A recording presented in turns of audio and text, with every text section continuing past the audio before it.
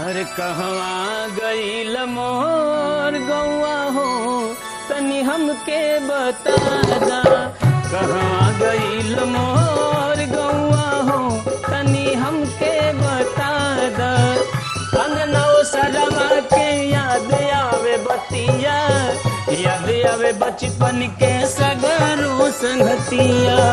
कोयलिया कहू के ले जवना ये ठाव हो, कोयलिया कहू के ले जवना ये ठाव हो तनी हमके बता दा।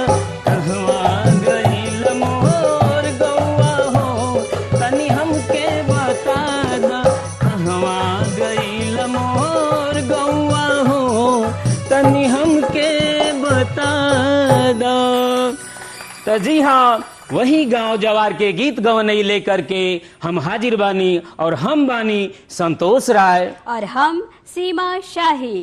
तो आप सबका दूरदर्शन उत्तर प्रदेश के सबसे बड़का शो लोकरंग सुरों के संग में एक बार फिर से स्वागत करत बानी।